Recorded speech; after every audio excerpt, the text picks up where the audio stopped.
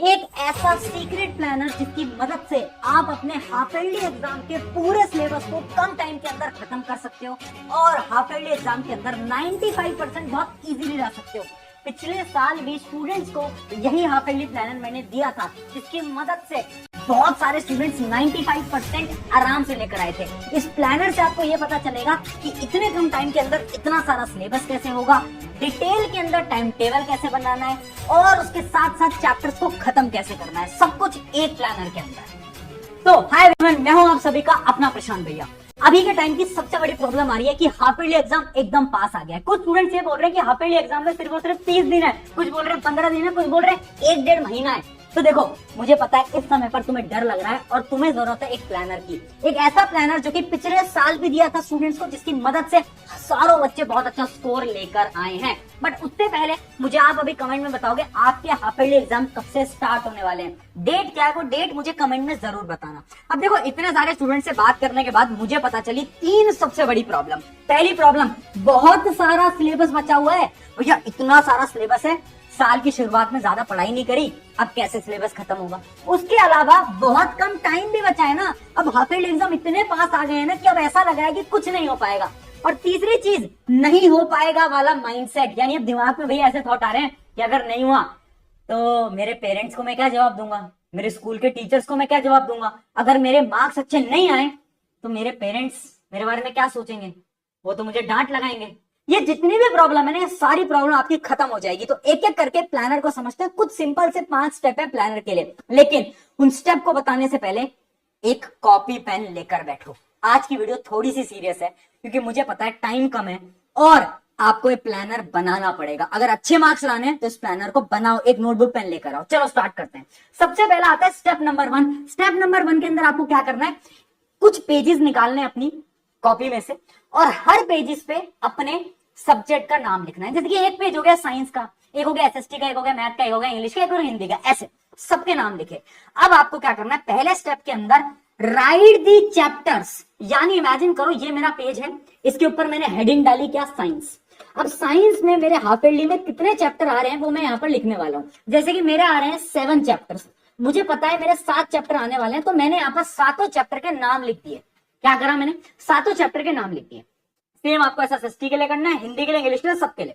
उसके बाद आपको क्या लिखना है, आगे लिखना है write down the days left, यानी कितने दिन आखिर आपके हाफ ईयरली के लिए बचे हैं। इमेजिन करते हैं एक ऐसा स्टूडेंट जिसके हाफ ईयरली सिर्फ 15 दिन में है, कुछ के 1 महीने 1.5 महीने में भी है, बट मैं एग्जांपल ले रहा हूं, ठीक है। यहां पर लिख दिया कि ठीक है 15 दिन अब बचे हुए हैं, यानी 15 दिन के अंदर आपको साइंस भी करनी है, एसएसटी भी करनी है, सब कुछ आपको डिटेल में पढ़ना है। अब सवाल ये आता है, खुद से उसको देखकर आपको पता है क्या बोलना है कि तुम कर लोगे। सबसे बड़ी प्रॉब्लम क्या है, सबसे बड़ी प्रॉब्लम माइंडसेट। हम ना हार बहुत जल्दी मान जा रहे हैं यार, है ना।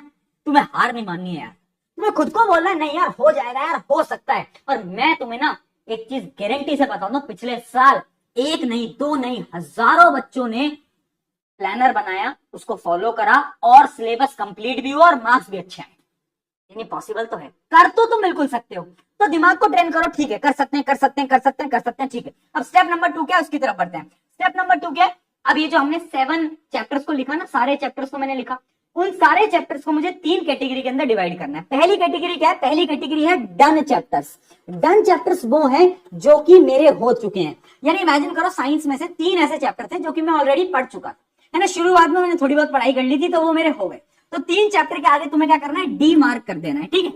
उसके अलावा लेफ्ट चैप्टर, लेफ्ट चैप्टर क्या है, वो चैप्टर्स जो कि आपने अभी तक खोले ही नहीं, पढ़े ही नहीं, स्कूल में पढ़ाए, ट्यूशन पर तुमने ध्यान नहीं दिया, वो चैप्टर तुम्हारे जा चुके हैं, बैकलॉग बन चुके हैं, तो उनके आगे आपको क्या कर लेना है, एल लिख लेना है। और उसके अलावा पार्शियल। अब देखो बहुत सारे ऐसे चैप्टर्स होते हैं जो कि आपने पढ़े तो हैं बट ना वो आपको उतने अच्छे से समझ नहीं आ पाए, उसके क्वेश्चन आपने सोल्व नहीं हो पाते। हाँ तुमने लेक्चर तो देखा था बट दिक्कत क्या है ना कि तुमसे क्वेश्चन प्रैक्टिस नहीं हो पाती, होता है ना। तो उन सारे चैप्टर्स के आगे क्या कर लेना, पी मार्क कर लेना। ऐसा आपको हर एक सब्जेक्ट के लिए करना है। इतना कर लिया, अब क्या करें भैया, अब तुम्हें इतना पता चल गया कि कितने चैप्टर तुम्हारे लेफ्ट हैं, कितने डन है और कितने पार्शियल हैं। अब आता है real game of strategy making. अब देखो स्ट्रेटेजी कैसे बनाएंगे, मैं आपको एक डेमो टाइम टेबल बनाकर दिखा रहा हूं। अगर एक स्टूडेंट जिसके 15 दिन में हाफ ईयरली है तो वो एक टाइम टेबल कैसा बनाएगा, मैं एक डेमो बना रहा हूं, तुम अपने अकॉर्डिंग सब अपना अपना टाइम टेबल बनाना और मुझे दिखाना कैसे दिखाओगे? इंस्टाग्राम पे अगर हो तो स्टोरी वगैरह लगाना, टैग करना, ताकि मैं देखूं कि कैसा तुम टाइम टेबल बना रहे हो। हर एक स्टूडेंट टाइम टेबल बनाएगा, ठीक है। तो देखो, जैसे कि मान लो टोटल है 15 दिन। अब शुरू के जो 1 से 4 दिन है ना, मतलब जो शुरू के जो दिन होते हैं 4-5 दिन, उन दिनों में सिर्फ और सिर्फ आपको पढ़ने हैं आपके partial chapters. Majority of student क्या गलती करते हैं ना, कि वो डायरेक्टली उठाते हैं वो लेफ्ट वाले चैप्टर जो छोड़ चुके हैं, उनको उठाते हैं, पढ़ने बैठते हैं। अदरवाइज से होगा क्या, जब तुम वो पढ़ोगे ना, तो जैसे ही तुम पढ़ने जाओगे और तुम्हें मुश्किल लगेगा क्योंकि तुमने आज तक नहीं पढ़ा, तुम्हारा दिमाग बोलेगा अरे यार कुछ समझ नहीं आ रहा, कुछ समझ नहीं आ रहा, कुछ समझ नहीं आ रहा, डिमोटिवेशन फील होगी, छोड़ दोगे पढ़ना। होता है, सबके साथ होता है। इसलिए अपने दिमाग को अगर पागल बनाना है ना, तो सबसे पहले तुम्हें क्या करना पड़ेगा, वो चैप्टर्स पढ़ने पड़ेंगे जो कि तुम्हारे पार्शियल डन है, यानी तुम्हें आते तो हैं बट क्वेश्चन प्रैक्टिस नहीं होती। कैसे पढ़ना है वो भी अभी डिटेल में बता रहा हूं। तो सबसे पहले तुमने उठाए पार्शियल, शुरू के 3-4 दिन आपने करे पार्शियल टॉपिक्स, ठीक है। एसएसटी के भी, साइंस के भी, मैथ के भी, सबके जो जो आपके पार्शियल टॉपिक थे, ट्राई करो शुरू के दिनों में उनको खत्म कर लो। कैसे पढ़ना है आगे आ रहा हूं। उसके अलावा जो बचे हुए दिन है 5 से लेकर 11 तक, उसमें मैं क्या करूंगा, उसमें मैं लेफ्ट चैप्टर उठाऊंगा, क्योंकि अब मेरे पास मोटिवेशन है पढ़ने के। मुझे पता है मैंने पार्शियल तो पढ़ ली है, अब मैं लेफ्ट चैप्टर उठाऊंगा जो कि मेरे बचे हुए थे, जो मैंने आज तक नहीं पढ़े थे, उनको पढ़ना स्टार्ट करेंगे। कैसे पढ़ेंगे इसके बारे में बात करते हैं। और लास्ट के जो कुछ 3-4 दिन बचे हैं, उसमें मैं क्या करूंगा, सिर्फ और सिर्फ डन चैप्टर्स को पढ़ूंगा। भैया डन चैप्टर्स को भी पढ़ने की जरूरत है क्या? हाँ, रिवीजन के बिना कोई फायदा नहीं है।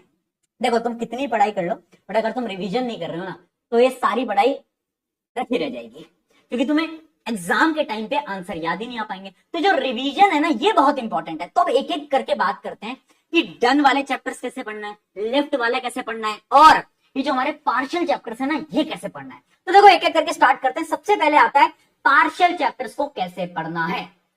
अब देखो एक सिंपल सी स्ट्रैटेजी है। पार्शियल वो है जिनके आप शायद लेक्चर वगैरह तो देख चुके हो, बट आपके ना यार क्वेश्चन प्रैक्टिस नहीं हो पा रही है। तो उसके लिए आपको क्या करना है, या तो आप यूट्यूब पे जाओ, वन शॉट वीडियो देखो, जो छोटी वन देखना है। वन शॉट से क्या होगा, आपका फटाफट से रिवीजन होगा। रिवीजन करते से ही आपको क्या करना है, क्वेश्चन प्रैक्टिस पे भाग जाना है फटाफट से, ठीक है। यहां पर आपको एनसीईआरटी पढ़ने की ज्यादा जरूरत नहीं है, आप डायरेक्टली क्वेश्चन प्रैक्टिस पे आओ, क्योंकि वो चैप्टर आप ऑलरेडी पढ़ चुके हो। तो आप क्या करोगे, क्वेश्चन प्रैक्टिस करना स्टार्ट करोगे। और देखो अगर टाइम मिलता है तो यार राइटिंग प्रैक्टिस भी स्टार्ट कर दो। हाफ ईयरली में जब तुम्हारा रिजल्ट हाथ में आएगा ना, तो बोलोगे सर मैंने सारे आंसर सही तो लिखे हैं, गलती कहां है। तो पता है आपके टीचर क्या बोलेंगे, तुम्हारी राइटिंग प्रैक्टिस बहुत ज्यादा वीक थी, तुम्हें आंसर लिखना नहीं आता था, तुम्हें प्रेजेंटेशन नहीं आती थी। अगर तुम्हें वैसे इस टॉपिक पे वीडियो चाहिए तो बताना, मैं बता दूंगा कि कैसे आंसर्स को लिखा जाता है। बट फिर भी आंसर लिखने की प्रैक्टिस करना स्टार्ट करो अभी से। पार्शियल वालों की तो एटलीस्ट लिखना स्टार्ट करो, ठीक है। तो ये 3 स्टेप हैं जिससे कि हम पार्शियल वाले सारे टॉपिक्स को पढ़ लेंगे। अब बात करते हैं लेफ्ट वाली। लेफ्ट वो टॉपिक है जो कि हमने आज तक नहीं पढ़े। अब देखो 2 रास्ते हैं, एक है लॉन्ग कट, एक है शॉर्टकट। जो आपको अच्छा लगता है वो आप अपनाओगे। लॉन्ग कट क्या है, आप किसी बैच के अंदर मान लो इनरोल्ड हो, मान लो हमारी बैच के अंदर इनरोल्ड हो, आरएम बैच के अंदर, तो उस बैच के अंदर ना आपको वो पूरे लेक्चर्स को डिटेल में देखना है। तो आप क्या करोगे, डिटेल्ड लेक्चर को देख लोगे, और क्वेश्चंस भी बैच के अंदर ही हो जाते हैं, है ना। आपको पता है, आप किसी और बैच में तो वहां से देख लो, कोई दिक्कत नहीं है। तो डिटेल्ड लेक्चर देखे और क्वेश्चन प्रैक्टिस करिए, या तो आप ऐसे कर लो। बट अगर बहुत ही कम टाइम है तो पता क्या करो, वन शॉट उठाओ, एनसीईआरटी उठाओ। क्या उठाओ, एनसीईआरटी। एनसीईआरटी को फटाफट से रीड करो और उसके बाद क्वेश्चन प्रैक्टिस कर लो, है ना। क्वेश्चन बैंक ले सकते हो, आपको पता ही है, हमने भी बना रखा है, और बहुत सारे क्वेश्चन बैंक, आप जो आपकी अच्छा लगता है वो आप ले लो, ठीक है। तो यानी क्या है, वन शॉट उठाए, एनसीईआरटी और क्वेश्चन प्रैक्टिस, या फिर बैच में हो तो ये स्टेप, ये तुम्हारे अकॉर्डिंग है। तुम्हें क्या करना है, लेफ्ट चैप्टर आपको अच्छे से करना है, ये बात याद रखना। ऐसे नहीं कि ऊपर ऊपर से कर लिया, कुछ समझ ही नहीं आ रहा है, कोई फायदा नहीं है, ठीक है। अब आते हैं आखिरी, जो कि है हमारे डन चैप्टर। डन चैप्टर कैसे पढ़ते हैं, डन चैप्टर का आपको करना है रिवीजन। कैसे करोगे रिवीजन, रिवीजन करने के लिए साइंस के लिए तो मैंने इस चैनल पे रैपिड रिवीजन बना रखे हैं, हर चैप्टर के 15-20 मिनट के अंदर पूरा पढ़ा रखा है आपको। तो आप रैपिड रिवीजन देखो और उसके बाद आप फॉलो करोगे टॉपर्स रिवीजन मेथड। क्या है ये टॉपर्स रिवीजन मेथड, बताता हूं। देखो टॉपर्स क्या करते हैं, क्वेश्चन प्रैक्टिस की एक बुक रखते हैं, ठीक है। उन्होंने रैपिड रिवीजन देख लिया, पूरा चैप्टर रिवाइज हो गया। अब ना उस क्वेश्चन प्रैक्टिस की बुक में से रैंडमली कोई भी क्वेश्चन उठाएंगे और देखेंगे क्या वो क्वेश्चन तुमसे सॉल्व हो पा रहा है या नहीं हो पा रहा। जिस भी चैप्टर का ज्यादा क्वेश्चन उनसे सॉल्व नहीं हो पाते, फिर उस चैप्टर के वापस से रिवीजन करते हैं पूरी तरीके से, यानी वापस से नोट्स उठाते हैं, रीडिंग करना स्टार्ट करते हैं, वन शॉट देखते हैं, सब कुछ करते हैं। लेकिन 80% ऐसे चैप्टर्स होंगे ना जिनके आप क्वेश्चन उठाओगे आपसे सॉल्व हो जाएंगे, तो उसका आपको बार बार रिवीजन करने की जरूरत ही नहीं है।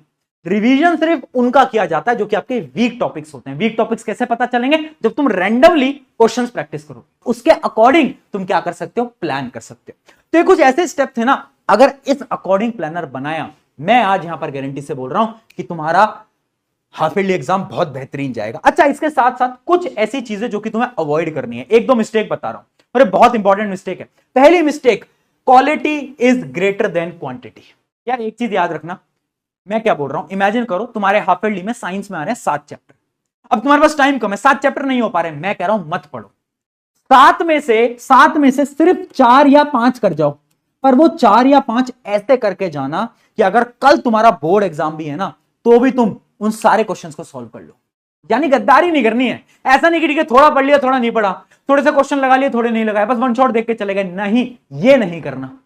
रियलिटी ये है ना कि तुम्हें क्वालिटी पे फोकस करना है। कम चैप्टर पढ़ो यार, देखो हाफ ईयरली में थोड़े बहुत नंबर कम रह भी गए तो उतनी कोई बड़ी चीज तो है नहीं, है ना। तो इसलिए चाहे तुम सारे चैप्टर मत करो, बट जो भी पढ़ रहे हो अच्छे से पढ़ना है। अगली चीज, प्लानर फॉलो करना। मैं सारी स्ट्रैटेजी बताकर चला जाऊंगा। मुझे भी पता है इस वीडियो को देखने वाले सिर्फ 10% बच्चे इस प्लानर को फॉलो करेंगे, और जो फॉलो करेंगे वो टॉप करेंगे। सीधी सी बात है, हर कोई नहीं कर पाता। तो सवाल मेरा तुमसे है, क्या तुम फॉलो करोगे? अगर करने वाले हो तो ऑटोमेटिकली टॉप करने वाले हो। लास्ट पॉइंट, नहीं हो पाएगा एटीट्यूड को खत्म कर दो। मैंने क्या बोला था शुरुआत में, मुझे एक भी ऐसा स्टूडेंट नहीं चाहिए जो कि खुद से बोल रहा है कि नहीं हो पाएगा भैया, इतना कम टाइम बचा, ये बचा। अरे नहीं यार, क्यों नहीं हो पाएगा? क्यों नहीं हो पाएगा? बिल्कुल होगा, ठीक है, कोई टेंशन वाली बात नहीं है, तुम कर लोगे, मुझे तुम पे विश्वास है। खुद पर विश्वास लाओ, मुझे पता है तुम करोगे, है ना। बस प्लानर बनाओ, फॉलो करो, ज्यादा मुश्किल नहीं है, सारी चीजें हो जाएंगी। बस इस प्लानर को डेली फॉलो करो। शुक्रिया, मैं हूं आप सभी का अपना प्रशांत भैया। मिलते हैं किसी नेक्स्ट वीडियो के अंदर।